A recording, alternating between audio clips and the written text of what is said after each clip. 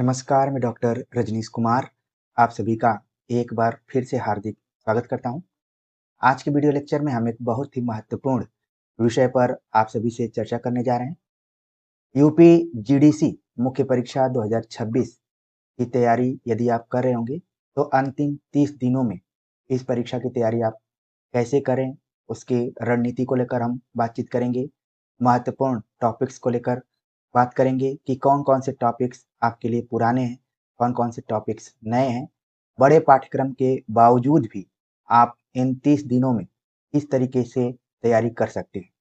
प्रिय विद्यार्थियों, जब इस मार्गदर्शन वीडियो को लेकर हम तैयारी कर रहे थे, तो हमारे दिमाग में आया कि पुराने विद्यार्थी तो हमारी शैली से परिचित हैं, हमारे पढ़ाने के ढंग से परिचित हैं, लेकिन नए विद्यार्थी अगर जुड़े होंगे, तो उनको लग रहा होगा कि अभी कभी एलटी की बात होती है, कभी जीआईसी की बात होती है, कभी टीजीटी, पीजीटी की बात होती है, कभी जीडीसी की बात होती है, कभी मॉडल पेपर 1 की बात होती है, कभी हम पेपर 1 को लेकर मॉडल पेपर आता है, कभी पेपर 2 को लेकर मॉडल पेपर आता है। आखिरकार ये चल क्या रहा है? प्रिय विद्यार्थियों, नए विद्यार्थियों के लिए समस्या हो सकती है, लेकिन पुराने विद्यार्थी भली-भांति जानते हैं कि ये चैनल उस ट्रेन की तरह है, जिसमें कि आप सीयूईटी की तैयारी को भी देख सकते हैं, टीजीटी, पीजीटी की तैयारी को भी देख सकते हैं, ईएमआरएस, केबीएस की तैयारी को देख सकते हैं, एलटी, जीआईसी की तैयारी को देख सकते हैं। स्पेशल जब इस प्लेटफॉर्म का जन्म हुआ था, तो हम यूजीसी नेट को फोकस किए हुए थे और लगभग हमने सिलेबस को कवर कर लिया। पढ़ने की जो रणनीति है उसको लेकर भी हमने बहुत कुछ बता दिया है। समय अनुसार इस पर भी हम फोकस करते रहते हैं, क्योंकि इसको हमने बीच में रखा हुआ है कि यही मेन है, यही धड़कने वाला हमारा जब हमारी शुरुआत थी, तो यहाँ से हम पढ़ाना शुरू किए थे। इसको आगे कंटिन्यू करेंगे। असिस्टेंट प्रोफेसर की भी तैयारी यहाँ से होती है। बीच में जब आपको मार्गदर्शन की जरूरत पड़ती है कि 15 दिनों में, 30 दिनों में, 45 दिनों में, 90 दिनों में किस तरीके से तैयारी करना है। अगर आप अपने अंदर की क्षमता को पहचानते हुए तैयारी करना चाहते हैं, अगर आपको लगता है कि आप पीएचडी विषय को लेकर भी आगे बढ़ सकते हैं, उसको लेकर भी हम बातचीत करते हैं। बीपीएससी को लेकर भी चर्चा करते हैं। तो जितने भी विद्यार्थी जुड़े हुए हैं, वो भले किसी एक एग्जाम को लेकर यहाँ पर जुड़ते हैं, लेकिन क्योंकि एग्जाम का जब दौर शुरू होता है, तो एक साथ कई एग्जाम चलते हैं। ये हमारी गलती नहीं है, बल्कि एग्जाम के जो मौसम आते हैं, जब तक कोई एग्जाम नहीं होता है, तब तक कोई एग्जाम नहीं होता है। जब होते हैं, तो चारों तरफ एग्जाम शुरू हो जाते हैं। तो हमें भी उस ट्रेन को, अगर मैं बुलेट ट्रेन कहूँ, तो उस ट्रेन को चलाना पड़ता है। एक साथ कई परीक्षाओं को लेकर चलना पड़ता है। इस चीज को आप भली भांति जानते होंगे। लेकिन पढ़ना क्या है इन परीक्षाओं में? ये सभी एक साथ क्यों चल पड़ रही हैं? जैसे जैसे जिसका स्टेशन आ रहा है, वैसे वैसे सब लोग उतरते जा रहे हैं और जैसे जैसे जिसकी बारी आ रही है, वो चढ़ते जा रहे हैं। कारण ये है कि सभी में आपको पढ़ना है हिंदी साहित्य का इतिहास, सभी में आपको पढ़ना है हिंदी साहित्य का व्याकरण, सभी में आपको पढ़ना है हिंदी भाषा, और सबकी प्रैक्टिस सेट कुछ एक ही तरीके की है, केवल पैटर्न थोड़े-थोड़े बदले हुए हैं। तो आपको इसको पॉजिटिव में लेकर चलना है, क्योंकि अलग-अलग पैटर्न के विद्यार्थी जुड़े हुए हैं और हम ये मानकर चलते हैं कि हवा-हवाई बात तो हम नहीं करते हैं, हम ऑलरेडी आप सभी को दे चुके हैं। बहुत कुछ हमने यहाँ पर इन परीक्षाओं से संबंधित चीज़ों को दिया है। अगर आप उससे जुड़कर पढ़ते हैं और बीच-बीच में मार्गदर्शन टाइप चीज़ों को देखते हैं, तो निश्चित तौर पर आपको कभी आभास ही नहीं होगा कि हमारा कुछ छूट रहा है, हम किसी पेड कोर्स से पीछे चल रहे हैं। तमाम चीज़ें आपके परीक्षा से संबंधित यहाँ पर मौजूद हैं। तो हमारे दिमाग में आया कि आज नए विद्यार्थियों के लिए इस बात को बता देना चाहिए। कुछ के मन में आ रहा होगा कि बीपीएससी को आप पीछे क्यों रखे हैं? हो सकता है कि कभी इंजन इस साइड से लग जाए, तो फिर ये आगे भी हो सकता है। तो कुल मिलाकर इस प्लेटफ़ॉर्म को एक ट्रेन की तरह देखिए और देखिए कि आपका स्टेशन कौन-सा है, आपको किस डब्बे में प्रवेश करना है। तो चलिए, ये मन की बात थी, तो हमें लगा कि थोड़ा-सा रख देता हूँ आपके सामने। जब हम जीडीसी की बात करते हैं, तो प्री एग्ज़ाम की तैयारी करते समय हमने बताया था कि इसका सिलेबस काफ़ी बड़ा है और उस सिलेबस को कवर करना प्री के लिए तो ठीक था, लेकिन मेंस में हम कहाँ से तैयारी करें, इसको लेकर कई बार विद्यार्थियों के सामने समस्या उत्पन्न हो जाती है। तो सबसे पहले हम इसके पैटर्न को देखेंगे कि मुख्य परीक्षा का पैटर्न क्या है। कुल 20 प्रश्न होंगे, 200 अंकों के प्रश्न होंगे, 2 खंडों में आपका पेपर बटा होगा। 10 प्रश्न लघुत्तरी किस्म के होंगे जो कि 10 होंगे और 8 नंबर के। खंड ब से 10 प्रश्न होंगे, दीर्घोत्तरी होंगे 10 होंगे 12 नंबर के। और जो पैटर्न अपनाया गया है एकदम से यूपी एलटी के पैटर्न को अपना लिया गया है। अब अगर आपने एलटी के पैटर्न को देखा होगा, जीआईसी के पैटर्न को देखा होगा या फिर जीडीसी के पैटर्न को देखा होगा तो आप अंतर कर पाएंगे कि जीआईसी का पैटर्न काफी लेंदी है, उसमें कई खंड बटे हुए हैं और शब्द सीमा भी अलग अलग है। लेकिन यहाँ पर आप देख रहे हैं कि यूपी एलटी और यूपी जीडीसी दोनों का पैटर्न एक ही तरीके का है। एक 125 शब्दों में लिखना है और दूसरा 200 शब्दों में लिखना है। अंतर इसमें यह है कि मेंस के बाद मुख्य परीक्षा जब हो जाएगी तो इसके बाद उसमें भी कट ऑफ बनेगी, फिर इंटरव्यू के लिए बुलाया जाएगा और इंटरव्यू कुल 25 अंक का होगा। इन दोनों को जोड़कर अंत में फाइनल मेरिट निकाली जाएगी या फिर बनाई जाएगी। तो जो भी विद्यार्थी यूपी जीडीसी की तैयारी कर रहे होंगे अब उनके दिमाग में आ गया होगा कि अगर उन्होंने यूपी एलटी का एग्जाम दिया है तो उसी पैटर्न को फॉलो करना है। बस अंतर रहेगा कि आपको संस्कृत जैसे विषय को नहीं पढ़ना है, बाकी सारी चीजें वही की वही हैं।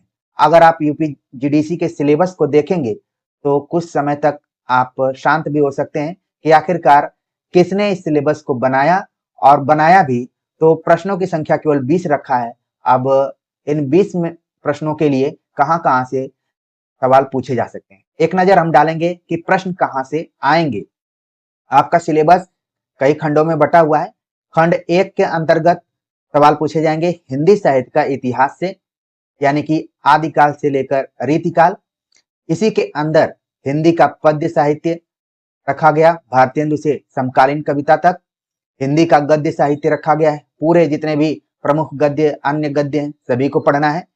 हिंदी पत्रकारिता जिसके अंतर्गत प्रिंट मीडिया श्रव्य मीडिया के बारे में पढ़ना है, जो कि आपके लिए एक तरीके से नया है, इस पे आपको थोड़ा सा फोकस करना पड़ेगा। ऑलरेडी आपने हिंदी साहित्य का इतिहास पढ़ लिया होगा, अगर नहीं भी पढ़ा होगा तो यूपी एलटी मेंस की सीरीज जो चली थी 100 लिखित प्रश्नों की सीरीज, उसको आप देख सकते हैं। इस पर आधारित पुस्तक है, उसको भी देख सकते हैं, यहाँ से उसको तैयार कर सकते हैं। हिंदी पत्रकारिता से संबंधित भी इस पुस्तक में हमने चीजों को रखा हुआ है। प्रिंट मीडिया श्रव्य मीडिया सब चीज आपको मिल जाएगा यहाँ पर।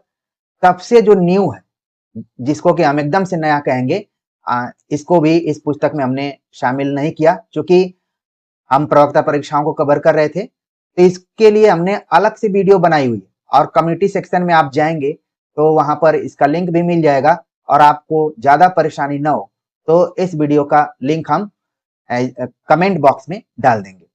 हिंदी का लोक साहित्य को लेकर हमने प्री एग्जाम के समय में बहुत ही अच्छा नोट्स आप सभी के लिए दिया हुआ था। तमाम विद्यार्थी प्री के पहले उसको हल्के में ले रहे थे, लेकिन जैसे ही एग्जाम हॉल में बैठे जो विद्यार्थी पढ़े हुए थे वो बहुत खुश थे कि हमने भले फास्ट करके इस वीडियो को पढ़ा, स्पीड बढ़ाया था और एकदम हुबहू 4 से 5 क्वेश्चन यहाँ से आ गए थे। क्योंकि हमने कृष्णदेव उपाध्याय का जो लोक साहित्य की भूमिका पुस्तक है उसी को आधार बनाते हुए आप सभी को बताया था। बहुत उपयोगी ये वीडियो रहा विद्यार्थियों के लिए।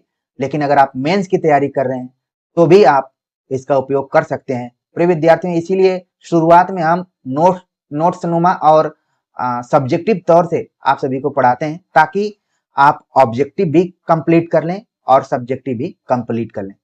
तो हिंदी का लोक साहित्य जो इसमें पोर्शन दिया गया है ये एक तरीके से नया है, और एक प्रश्न यहाँ से रहेगा, इस चीज को आप ध्यान रखिए। हिंदी साहित्य का इतिहास जो भी तैयार करना होगा आप तो करेंगे ही, लेकिन एक प्रश्न यहाँ से मानकर चलिए कि हिंदी का लोक साहित्य से एक प्रश्न रहना तय है, तो क्यों नहीं एक प्रश्न यहाँ से आप तैयार कर लें पहले ही। अगर हम खंड 2 की बात करें तो इसमें काव्य शास्त्र पढ़ना है, और भारतीय काव्य शास्त्र, पाश्चात्य काव्य शास्त्र, दोनों पढ़ने हैं और साथ में इन दोनों काव्य शास्त्रों से संबंधित जो पारिभाषिक शब्दावलियां हैं, जिनको कि आलोचना के पारिभाषिक शब्द और अवधारणाएं हैं, उनको लेकर भी आपको अध्ययन करना है। तो भारतीय काव्य शास्त्र के अंतर्गत रस, अलंकार और छंद के बारे में पढ़ना है, जिसको कि आप कई बार व्याकरण के अंतर्गत भी पढ़े होंगे। पाश्चात्य काव्य शास्त्र में प्लेटो, अरस्तु, लॉन्जाइनस, टी.एस. इलियट, क्रोचे, कॉलरिज, इसके बाद आई.ए. रिचर्ड्स, विलियम वर्ड्सवर्थ, इन सभी को पढ़ना है, जो कि एक तरीके से नया है। और नया इस सेंस में है कि ये यूपीजीडीसी के लिए स्पेशली इसमें जोड़ा गया है, तो इसको आप तैयार करेंगे। एक क्वेश्चन यहाँ से रहना तय है। और पारिभाषिक शब्द, अवधारणाओं से संबंधित भी प्रश्न हो सकते हैं। इसको लेकर भी हमने प्री के समय आप सभी की तैयारी कराई थी और सब्जेक्टिव तौर पर हमने नोट्स प्रोवाइड किया था। अब जैसे कुछ विद्यार्थी कह सकते हैं कि नोट्स क्या आपने पीडीएफ में दिया था, तो पीडीएफ में हम नोट्स बिल्कुल नहीं देते हैं, आपको वीडियो फॉर्मेट में ही नोट्स मिलेगा और उसमें आप जब पढ़ेंगे तो बहुत चीजें क्लियर होंगी। एक एक चीज को हम व्याख्या करने का भी प्रयास करते हैं कि हमारे जो नए विद्यार्थी हैं, जो कभी आलोचना के पारिभाषिक शब्द या अवधारणाओं के बारे में न समझे हों, तो कम से कम आवाज के माध्यम से उन सारी चीजों को समझें।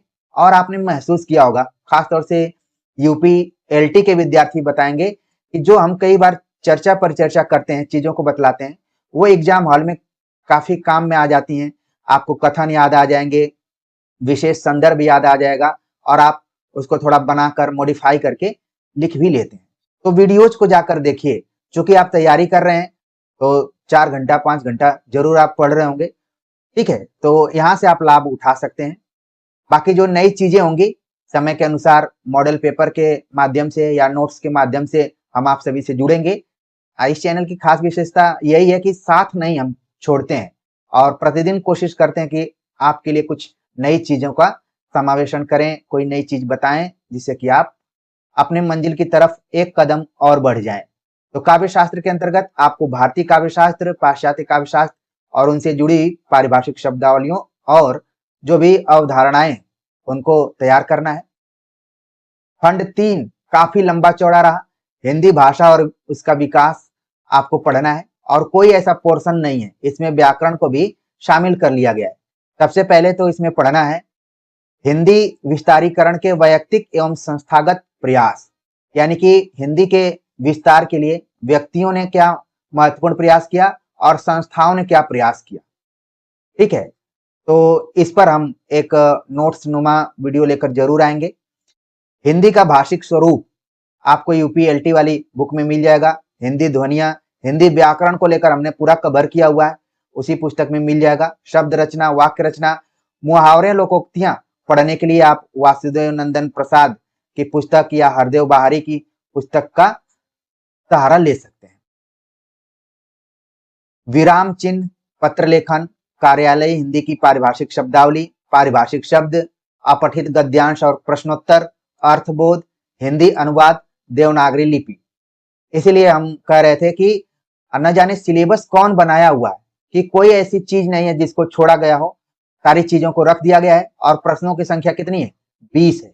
तो प्रिय विद्यार्थियों, आप ये मानकर चलिए कि इतिहास से प्रश्न रहेगा ही, भाषा विज्ञान से प्रश्न रहेगा, काव्य शास्त्र से प्रश्न रहेगा, लोक साहित्य से प्रश्न रहेगा, अनुवाद से रहेगा, व्याकरण से प्रश्न रहेंगे। टोटल यही इन्हीं एरिया से प्रश्न रहेंगे, ठीक है।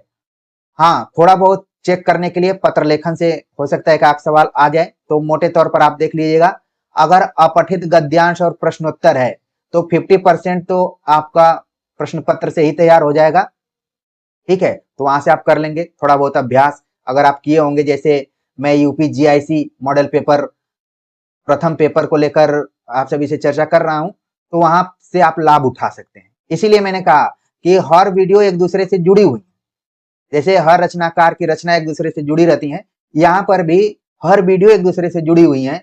बस जरूरत आपको है कि कैसे उसको आप कोरिलेट कर ले रहे हैं। अगर आप थंबनेल देखकर आगे बढ़ जा रहे हैं तो समझ जाइए कि आप बहुत ही सीधे बच्चे की तरह हैं और आप में वो चपलता नहीं है जो एक परीक्षार्थी के अंदर होनी चाहिए। इसलिए जब आपको यहाँ मन लग रहा है तो निश्चित तौर पर आप सभी वीडियोज को कोरिलेट करके देखते रहिए। तो अपठित गद्यांश और प्रश्नोत्तर के लिए ज्यादा टेंशन लेने की जरूरत नहीं है। हिंदी अनुवाद आपके लिए नया होगा और इसको लेकर भी हमने प्री के समय आप सभी को पढ़ाया हुआ है कि अनुवाद का तात्पर्य क्या है, कितने प्रकार से किया जाता है, लक्षित भाषा क्या है और मूल भाषा क्या है, इन सारी चीजों को लेकर हमने चर्चा की है। देवनागरी लिपि, जाहिर सी बात है कि यदि आपने बीए में कर लिया है तो देवनागरी लिपि की विशेषताएं, उसमें सुधार के प्रयत्न, उसकी सीमा को लेकर आप अध्ययन किए होंगे और जो हमने यूपीएलटी वाली पुस्तक की बात की उसमें सारी चीजें आपको मिल जाएंगी। ठीक है, अब बात करते हैं कि कौन कौन सी किताबें पढ़ें समय रहते। जब मैं किताबों की लिस्ट यहाँ पर रखा हूं, तमाम विद्यार्थी डरने लगे होंगे कि कौन कौन सी किताबें मैं बता सकता हूं, और विद्यार्थियों के सामने सबसे बड़ी समस्या है कि उनके पास समय कम है। तो समय कम है तो आप अपने कामों में कटौती कीजिए। अगर आप सफलता हासिल करना चाहते हैं तो कम से कम 4 से 5 घंटे आपको देने ही पड़ेंगे इन 30 दिनों में। और लिखना भी है, ऐसा नहीं है कि आप क्वेश्चन पेपर देख रहे हैं, विकल्प दिया है और आप जाके रंग दे रहे हैं और जब आंसर की आ रही है और दुनिया का आंसर गलत है और आपका आंसर सही हो गया और अंत में आयोग ने भी उसी आंसर को मान लिया, तो आप वहां पर तर्क वितर्क दे रहे हैं कि हमने ये सोचकर लगाया था। सही सही बोल दीजिए कि तुक्का लगाया था और आयोग ने इसको सही कर दिया है, लेकिन सही जवाब सही होना चाहिए। तो कहने का मतलब ये है कि ये लिखने वाला है, क्योंकि एमसीक्यू थोड़ा सा आसान होता है, उसमें 50% चीजें मेहनत पेपर ही कर दिया रहता है, 50% ही आपको मेहनत करना है। यहाँ तो पूरा आपको 100% मेहनत करना ही करना है। तो किताब कौन सी पढ़ेंगे? आपने किताबों को पढ़ लिया होगा, एक बार मैं फिर से बोल देता हूँ। हिंदी साहित्य का सरल इतिहास पूरा आपको पढ़ना है, विश्वनाथ त्रिपाठी की पुस्तक, जिससे आपका हिंदी साहित्य का इतिहास पूरा कंप्लीट हो जाएगा। उसमें हिंदी का पद्य साहित्य, हिंदी का गद्य साहित्य सब कंप्लीट हो जाएगा। हाँ, वहां के प्रकाशन वर्ष इत्यादि को लेकर आपको बिल्कुल और इसमें टेंशन नहीं लेना है कि ये गलत लिखा है, वो गलत लिखा है। कोशिश कीजिए कि एग्जाम में रचनाओं के प्रकाशन वर्ष को लिखने से बचिए, बहुत कुछ उससे बहुत खास लाभ नहीं होने वाला है। अगर आपको एग्जैक्ट याद है तो निश्चित लिखिए, नहीं तो थोड़ा सा बचने का प्रयास कीजिए। हिंदी व्याकरण के लिए वासुदेव नंदन प्रसाद की पुस्तक को आप देख सकते हैं। प्रयोजन मूलक हिंदी, जिसमें अनुवाद इत्यादि को आप देख सकते हैं, तो विनोद गोदरे या दंगल झाल्टे की पुस्तक।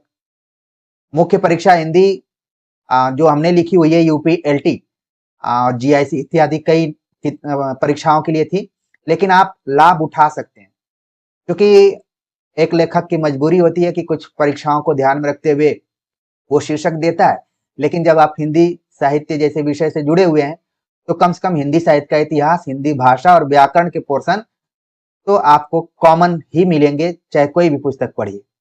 अगर इस पुस्तक को नहीं खरीद पा रहे हैं और इसे खरीद लेना चाहिए, लेकिन 100 लिखित प्रश्नों की सीरीज आप जरूर देखिए। सभी को हमने उन्मुक्त हृदय से इस चैनल पर अपलोड किया हुआ है, आप देख सकते हैं। मॉडल पेपर्स जो हम करवा रहे हैं, चाहे यूपीएलटी के मॉडल पेपर रहे हैं, चाहे जीआईसी के मॉडल पेपर रहे हैं, आपके जीडीसी के मॉडल पेपर भी आएंगे और जितने भी विद्यार्थियों के कॉपी को हम मूल्यांकित करके सामने रखते हैं उनको भी आप निश्चित तौर पर देखेंगे। तो 30 दिनों में आप अच्छी खासी तैयारी कर सकते हैं।